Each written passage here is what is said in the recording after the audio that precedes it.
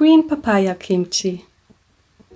These fermented foods I like to have in my fridge. Coconut yogurt, sauerkraut and green papaya kimchi, which is almost finished. Time to make a new batch.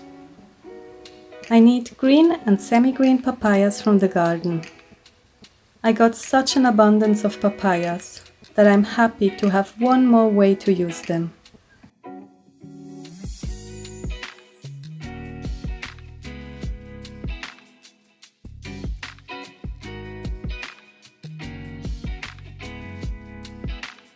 First, I remove the skin and the seeds.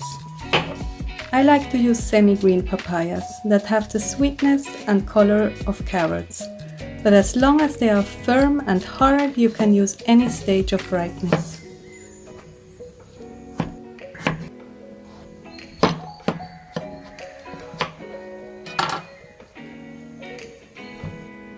Then I peel them down into thin stripes. The inside, little bit softer part I keep aside for later.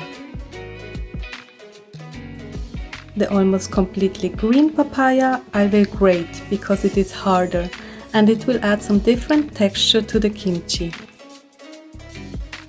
The bowl is full and I add pink Himalayan salt to cover the papayas. The salt will make them soften up. I let it sit for about 5 hours or overnight.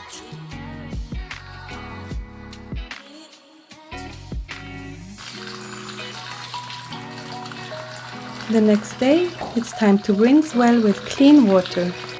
I rinse for several times until all the salt is washed out.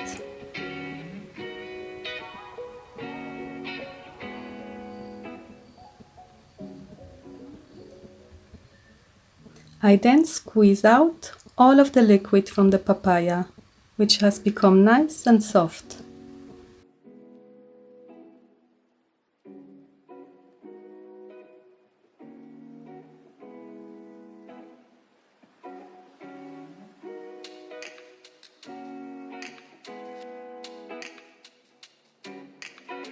Now I can add some crunch and flavors. I still had some radish greens in the garden, so they will go into the mix. Spring onions or sliced radish would taste good as well. I also add some chopped up long beans and sesame seeds.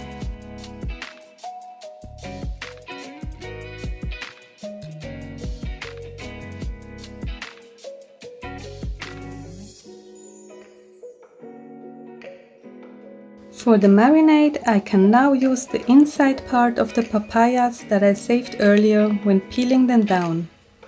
This part is a little sweeter and helps with fermenting. I also add ginger, garlic and chilli flakes. If you do not like it spicy, leave them out. And a little bit of soya sauce. Blend it up to a smooth paste.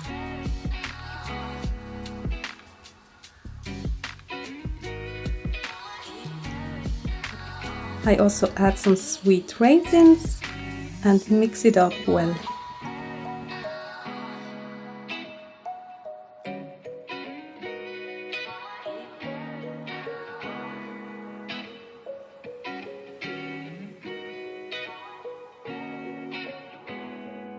Then I place it into a glass jar. I will leave the kimchi for one night outside at room temperature and then place it into the fridge for slow fermentation. I like to toss it over my salads and eat it with raw crackers.